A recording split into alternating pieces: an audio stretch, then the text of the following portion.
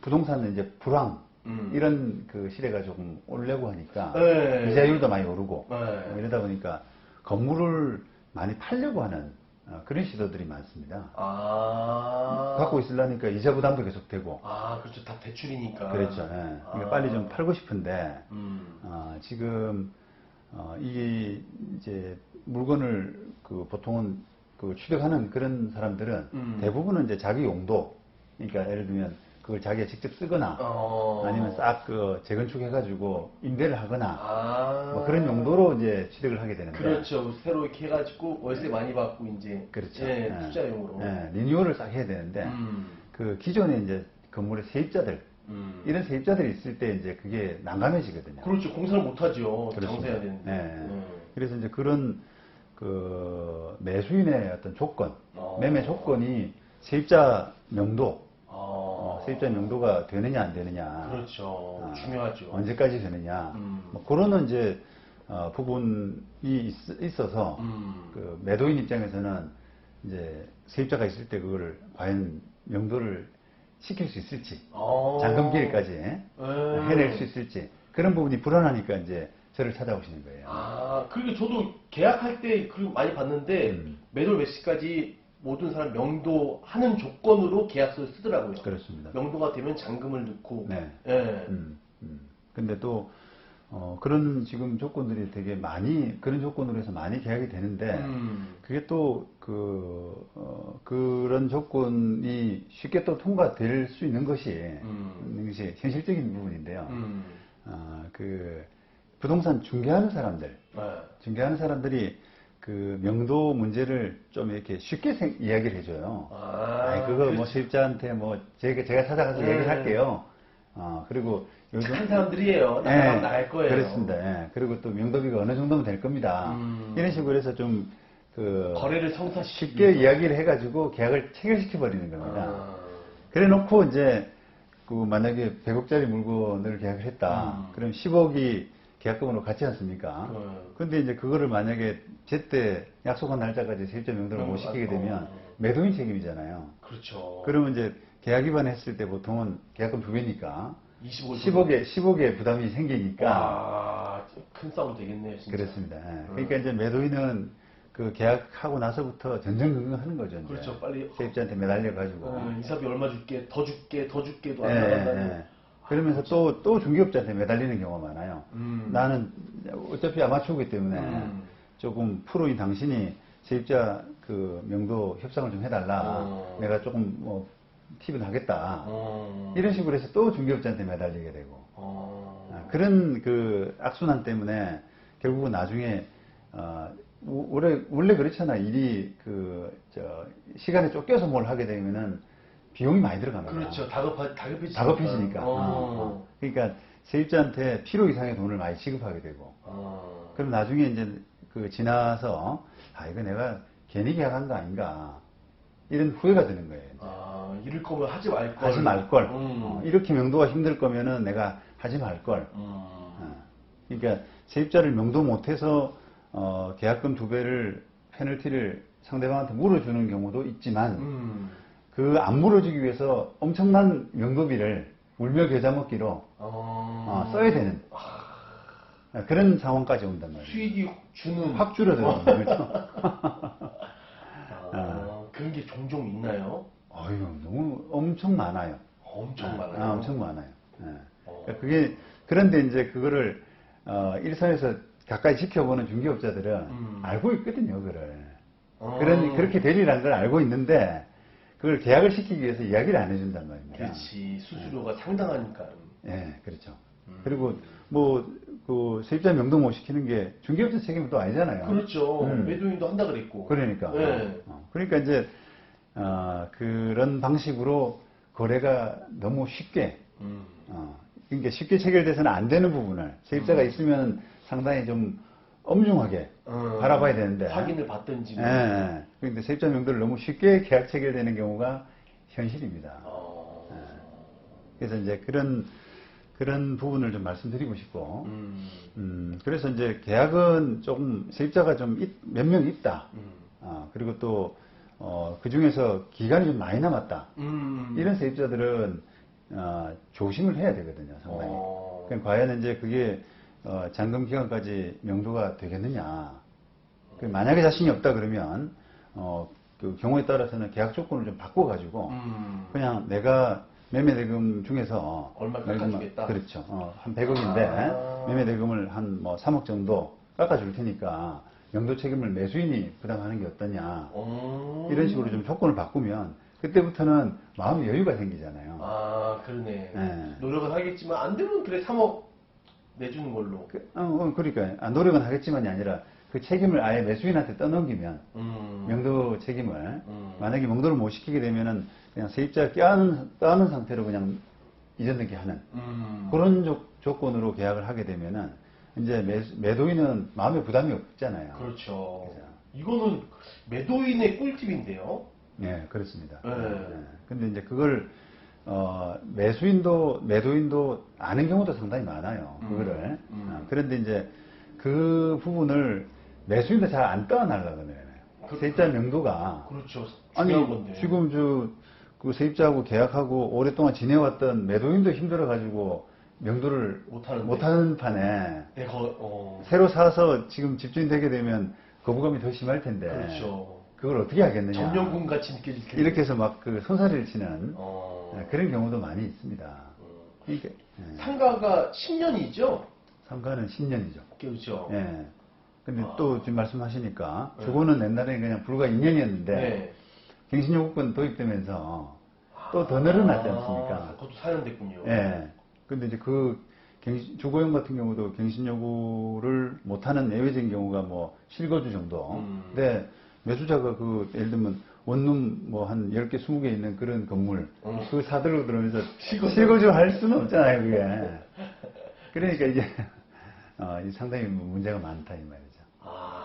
법이 옛날보다 예를 들면 그 상가임대차는 갱신요구권 보장기간이 5년에서 10년으로 바뀌었고 2018년으로 그 다음에 주거는 2020년에 2년에서 또 플러스 2년 4년 돼버리니까 세입자 명도가 점점점 이렇게 어려워지는 거예요. 진짜 명도의 중요성을 늘어났네요. 2배씩. 부담이 늘어난 겁니다. 그래서 저를 그 명도 문제 때문에 찾아오는 또 상담하는 그런 경우가 예년에 비해서 확 늘어버렸어요. 그렇겠네요.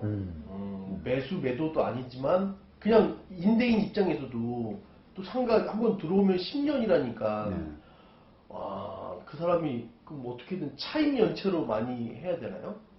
근데 차임 연체가 되어 있으면 그나마 이제 그 세입자는 그 권리 주장을 못하고 나가야 될 사람이긴 하지만 차임 연체가 뭐 된 사람도 있고 안 된 사람도 있고 구구각색이거든요. 그러니까 이제 그거를 특히 이제 세입자가 많을 때는 분석을 좀 잘 해야 됩니다. 그래서 또 심지어는 계약하기 전에 좀 찾아가서 미리 조금 이렇게 가합이라도 어느 정도는 해야지 그게 그 계약을 할지 말지 그런 것도 윤곽이 나오는 거죠. 그냥 중개사 말만 믿지 말고 한번 가서 이렇게 된 거 맞냐 확인을 해야 되겠네요. 네. 매도인도 이제 내가 만약에 건물을 조만간 팔 생각인데 팔 때 지금 나가야 된다 그러면 뭐 이사비 정도 어느 정도 지금 생각하느냐 이렇게 해서 어느 정도 이제 그 리즈너블한 금액이 된다 그러면은 이제 그걸 바탕으로 진행을 해야 되는 거거든요.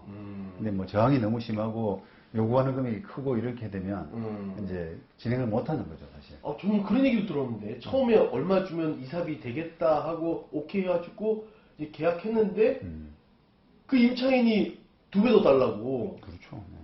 말 바꿔가지고 뭐하냐고 막 싸움이라 뭐 그것도 들었어요. 그렇습니다.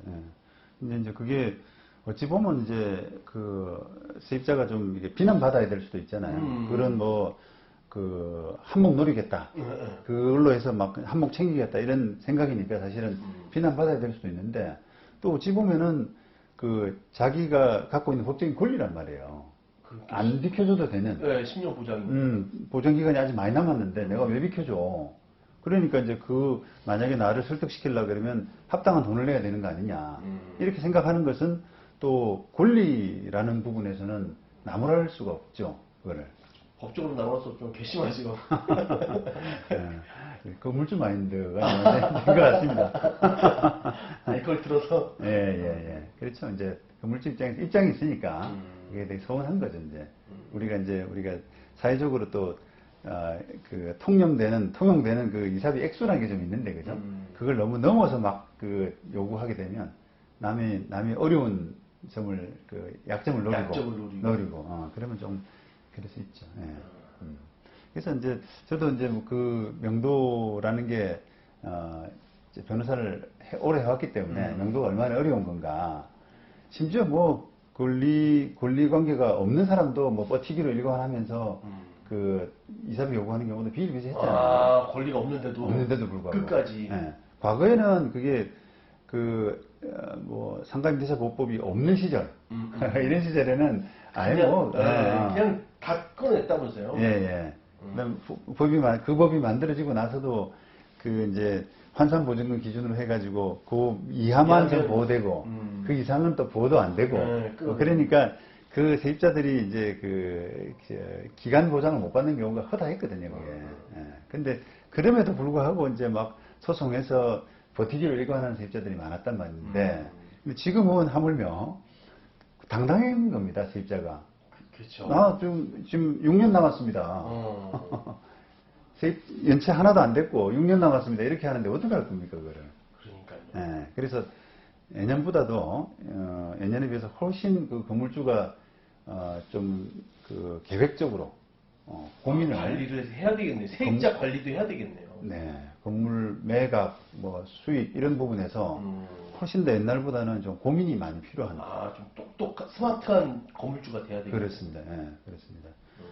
그래서 이제 뭐 제소전화해 같은 이런 경우도 좀 타이트하게 해놓으시고. 맞아요. 그죠. 예, 그게 아무래도 뭐 해놓게 되면은 훨씬 건물주한테는 좀 유익하거든요. 그러니까요. 한번 대봤으면 무조건 제소전화해 할 것 같아요. 조그만 사무실이라도. 그래서 좀 예전에 제가 뭐 미국 드라마 그 법정 드라마를 이제 보니까 거기도 이제 건물을 그 세입자들이 많이 있는 주거용 세입자들인데 여기는 그 건물이 이제 매각하려고 하니까 세입자들이 안 나가려고 하잖아요. 그러니까 이제 그 건물주가 거기다가 일을 풀어놓더라고요. 아파트에다가 일을 잡아가지고. 그러니까 막 집에 막 이가 출몰하니까 세입자가 이런 데 못 살겠다면서 그냥 내빼버리는. 이야, 살아있는 명도네. 그러니까 오죽해 거기도 이제 그런 그 권리, 세입자들의 권리 이런 것들이 있으니까. 그렇죠. 법으로 하면은 그 건물주가 상당히 많은 어떤 그걸 해야 되기 때문에 그런 어떤 말도 안 되는 그런 일들.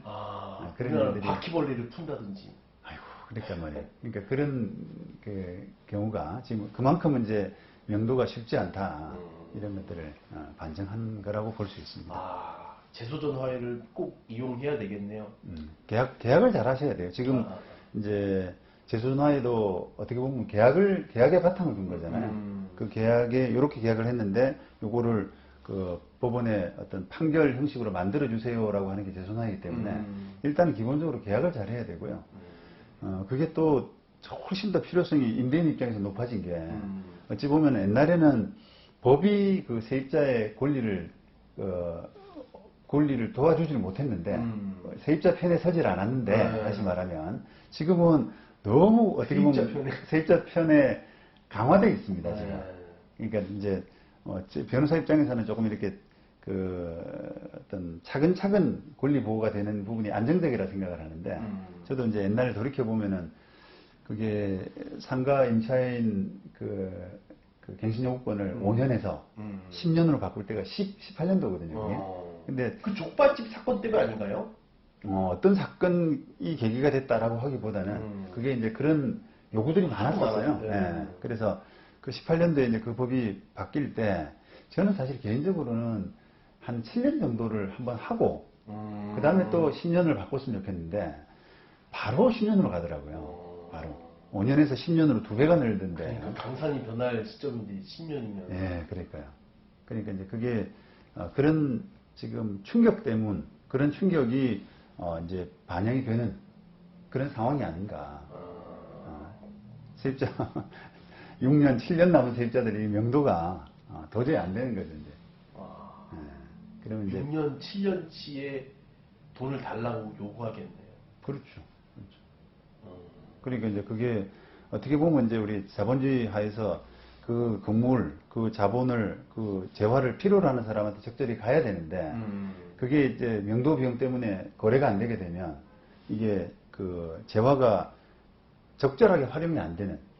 지금 건물주는 이게 넘더리가 나가지고 어떻게 할 수도 없고, 근데 사고자 하는 사람이 있는데 그 비용이 너무 많고, 그러니까 이제 이게 거래가 안 되면서 그 경제 활력을 좀 떨어뜨리는 그런 그 결과가 되는 거죠.